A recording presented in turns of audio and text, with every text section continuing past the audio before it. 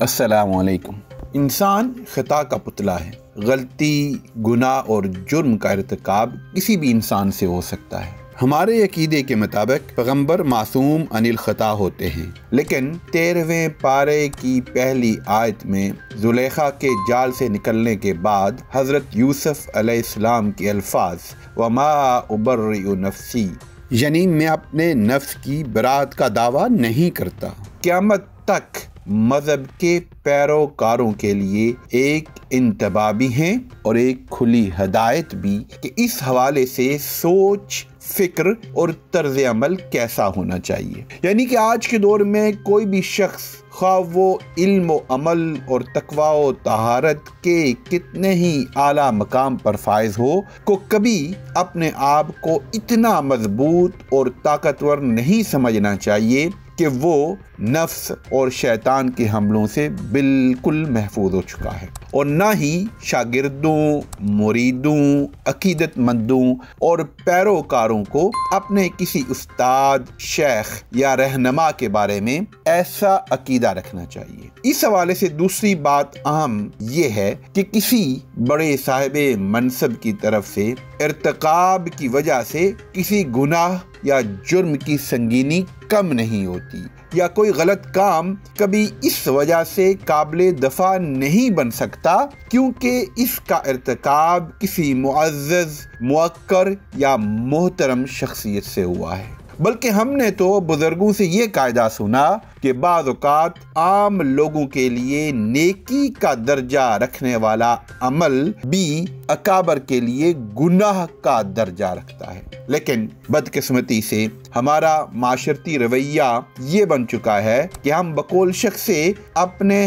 ہر غلط کام پر وکیل اور دوسرے کے مشکوک کام پر بھی جج بن جاتے ہیں۔ یہ رویہ صرف ذات تک محدود نہیں بلکہ اس نے طبقات زندگی کو بھی اپنے احاطے میں لے لیا ہے۔ سیاست اور صحافت کے میدان میں اس قبائلی طرز عمل کی ہزاروں مثالیں ہم آئے روز دیکھتے ہیں، لیکن سب سے بڑی بدقسمتی یہ ہے کہ ہمارا مذہبی طبقہ، جس کا فریضہ اصلاح احوال، خیر اور شر میں تمیز واضح کرنا اور برائی کی غیر مشروط مذمت ہونا چاہیے تھا، بھی اس طرز عمل کا شکار ہو چکا ہے۔ لاہور کے ایک بزرگ مدرس صاحب کی ویڈیو سامنے آنے کے بعد ایک طرف تو دین سے بیزار طبقات نے اس طرح اس کی تشہیر کی جیسے ہر مذہبی شخصیت کا خلوت میں ایسا ہی کردار ہوتا ہے، تو دوسری طرف ان کی اس مہم کی ایک طرح سے معاونت ان مذہبی شخصیات نے بھی کی جنہوں نے اس مذموم عمل پر پیش کی گئی مدرس صاحب کی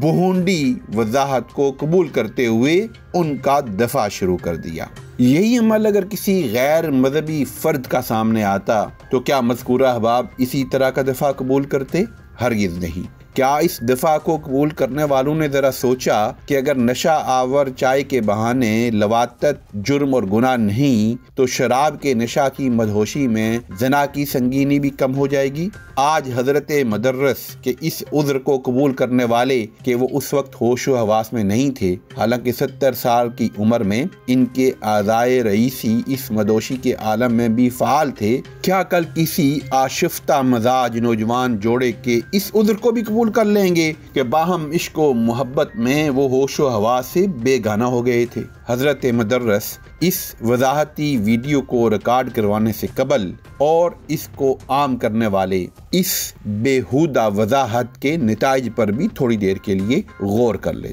پھر ایک مفتی صاحب کی ویڈیو جس میں ان کے آس پاس درجنوں علماء بیٹھے ہیں بھی میری نظر سے گزری، جس میں نہ صرف وہ ان حضرت مدرس کا دفاع کر رہے ہیں بلکہ نعوذ باللہ یہ فرما رہے ہیں کہ کیا صحابہ سے غلطیاں نہیں ہوئی تھی؟ استغفر اللہ العظیم۔ اندازہ کر لیں اسی طرح کی بات اگر کوئی سیکولر یا کسی دوسرے مسلک کا فرد کہتا تو اس کو گستاخ صحابہ قرار دے کر واجب القتل قرار دیا جا چکا ہو، لیکن چونکہ یہ عمل ایک مذہبی فرد نے کیا ہے، ایک عالم دین نے کیا ہے، ایک مسلک کے ایک بڑے شخص نے کیا ہے، لہذا اس کے دفاع میں جو چاہے کوئی کہتا پھرے، اس کے اوپر کسی کی گرفت نہیں ہوگی، کسی پہ فتویٰ نہیں لگے گا اور کسی کو واجب القتل قرار نہیں دیا جائے گا۔ کیا یہ اچھا ہوتا کہ حضرت صاحب ویڈیو سامنے آنے کے بعد اس کی بھونڈی وضاحت نہ دیتے، بلکہ اس پر ہزارے ندامت اور اعلان توبہ کرتے، اور ان کے شاگرد و متعلقین بھی اس ویڈیو میں نظر آنے والے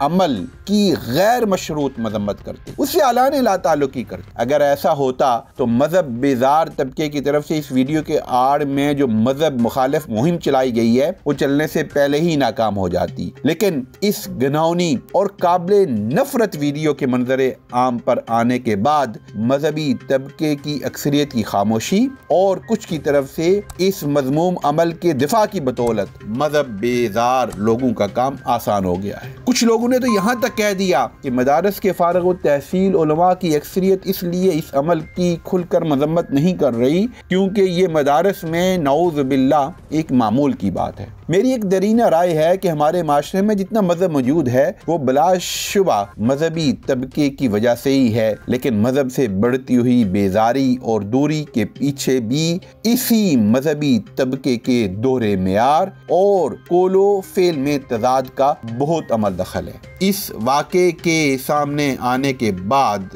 اور پیدا ہونے والی صورتحال نے کم از کم میری اس رائے کو تو مزید پختہ کر دیا ہے۔ یہ ایک واقعہ ہے، لیکن یہ ہمارے مذہبی طبقے کے لیے ایک موقع بھی ہے خود احتسابی کا، اپنا تنقیدی جائزہ لینے کا۔ کرونا وبا کے تجربات نے ہمیں اتنا تو سکھا دیا ہے کہ کسی بیماری کا انکار اس بیماری کی ہلاکت کو کم نہیں زیادہ ہی کرتا ہے۔ ہمارے مدارس اور ان میں پڑھانے والے مدرسین عام انسان ہی ہیں۔ مدرسوں سے اس طرح کے واقعات گاہے بگاہے سامنے آتے رہتے ہیں، جس کا واضح مطلب ہے کہ یہ بیماری موجود ہے۔ مسئلے کا حل اس کا انکار نہیں، اس کے وجود کو تسلیم کر کے اس کے تدارک اور روک تھام کے لیے مؤثر لائے عمل بنانے اور اس کو لاگو کرنے میں ہے۔ بہتر ہے کہ ہمارے مدارس کے منتظمین خود ہی اس پر لائے عمل بنا لیں۔ اس سے قبل کے جدید سوشل میڈیا کے اس دور میں یہ ناسور ایسی شکل میں سامنے آنا شروع ہو جائے کہ مدارس اور مدرسین کی رہی سہی ساکھ بھی ختم ہو جائے۔ حضرت مدرس نے تو اپنی مدہوشی کا اقرار کر لیا، لیکن کیا ہمارے مذہبی اکابرین بھی اس معاملے پر اجتماعی عالم مدہوشی کے تدارک کے لیے کچھ کریں گے، یا ہر کوئی اپنے نشائے عمل میں ہی گرفتار رہے گا؟ اگر آپ کو ہماری ویڈیو اچھی لگی تو چینل کو سبسکرائب کر کے بیل آئیکن پریس کر دیں تاکہ ہر آنے والی نئی ویڈیو آپ تک بر وقت پہنچتی رہے۔ شکریہ۔